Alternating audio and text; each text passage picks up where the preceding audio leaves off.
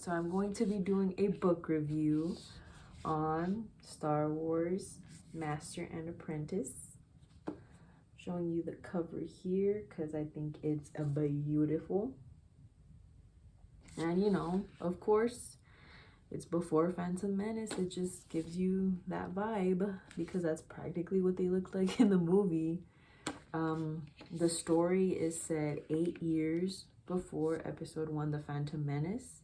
The story is obviously going to focus on the relationship of Obi-Wan Kenobi, the Padawan, and Qui-Gon Jinn, the Master. This story revolves around a mission that they have to go on. They go to this planet called Pijal, and they're there to help another Jedi Averos. And so Jedi Averos and Qui-Gon Jinn, they're both Jedis, and Count Dooku was their master. So Averos was his first Padawan, and then once he became like a Jedi Knight, and I'm not sure if he's a master, but you know, he's been in the game for a while. Afterwards, Count Dooku took on Qui-Gon Jinn as his apprentice. Averos is like, he's difficult to deal with, and I feel like he's just on this planet because the Jedi Council was like, what's something we can give him over there so that he doesn't bother us and we don't have to deal with him not listening to us. So that's why he's there. At least that's what I understood. But, well, he's actually there because there's like a princess. I'm just simplifying the term. She might have like a more proper term, but she's a princess, but she's underage. Her parents are no longer in the picture, unfortunately. And so he's kind of there to guide her, protect her, mentor her, until she becomes of age to take her position as, like, you know, the queen. So in the meantime, like, while she's been, you know, growing up, he kind of makes the decisions on the planet, and the day is approaching where she's gonna have like her crowning ceremony. And on that day, they're supposed to sign this paper, and it's like a treaty, and it has a lot of impact like on the galaxy as a whole. So as the day is approaching, there's been more attacks and threats on her life and like just everyone around them. And at first, you know, they thought it was just pranks and people dressed up and acting just, you know, kooky. But it started to escalate to like terrorist attacks. And so now they need the help of Qui-Gon and Obi-Wan, and that's why they're there. And Qui-Gon is kind of like the only one who can like connect with Averos and kind of like convince him to do certain things and just influence him. They just have a connection. So they're there to help with that, try to figure out who's behind all these attacks, all of that. But like the heart and the meat of this book is that you get to see the relationship and the dynamic that they have as master and apprentice. They are the complete opposites. Qui-Gon he's willing to push boundaries and break the rules a little in order to like complete the mission, but also for the greater good of like humanity. And sometimes the rules don't see like the struggles that people are dealing with in a certain situation, but he does. And so if he's there and if he can help in some way, and if it requires him to break the rules, he does. But it always comes from a place of wisdom, at least in my opinion. Obi-Wan, on the other hand, Pobrecito Obi-Wan, because he's super by the book. Like, he does not like to break the rules. He's like, I've been in the Jedi Temple and y'all are teaching me all these things, and there's like this big old library with books that tell us how to do things.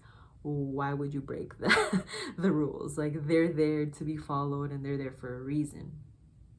So poor Obi-Wan, like, I find it funny because he has a cabezon for a master, and then he gets stuck with freaking Anakin, like, who is even worse and don't listen to nobody.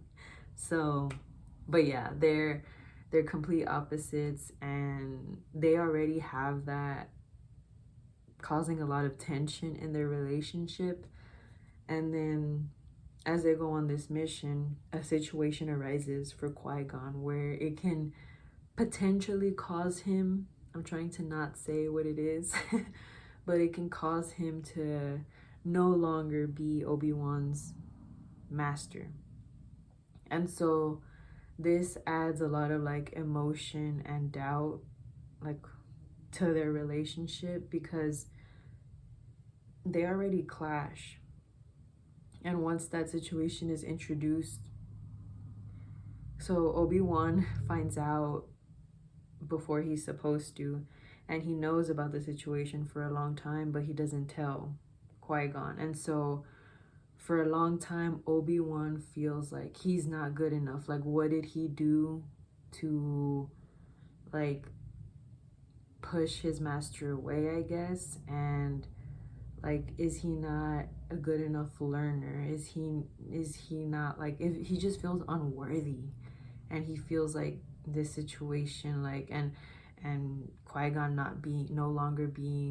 potentially no longer being his master is his fault.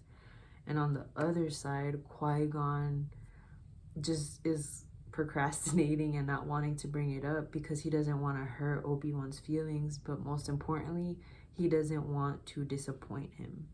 And he, he took on that role and that responsibility, and then to not finish it, he feels that weight on his shoulders. And it's just so funny, like, reading and hearing both their perspectives, because at the end of it all, like, even in the moments where, like, let's say Obi-Wan questions Qui-Gon, he still respects him, and they both see, like, the potential and the greatness in each other, but they have so much doubt and, like, about themselves. Like, they don't believe in themselves at some points. And it's crazy because obviously you see, like, the impact that they have later on, and, like, the decisions that they make, and they're, like, probably the few characters in the Star Wars universe that are, like, pure-hearted and have good intentions. So yeah, it's you definitely get a backstory on them. I don't know how to rate, because the last book I gave it a 4.5, but then I can't give this a 5 because I like the Ahsoka book more than this, but then this is also a great book. So I don't know about numbers anymore, but you should really pick this up if you're curious about Qui-Gon, if you're curious about Obi-Wan, if you like the prequels. And the Obi-Wan series is coming to Disney Plus, so if you want, like, a little bit of an origin story on him, not quite a full origin story, but a good idea of how he was as a Padawan, bam, you get more more backstory about him through this book. Personally, I loved it. Qui-Gon is, like, he's my favorite. Well, he was my favorite Jedi before Ahsoka, but then Ahsoka's a little funny. So Ahsoka's my favorite character, Qui-Gon is my favorite Jedi, and Darth Maul is my favorite Sith. So look at that. Basically, most of my favorite characters are from, like, the prequels. So I'm gonna read the back real quick, just so there's a description here too, but I'm not gonna read that because I really like the quote in the back.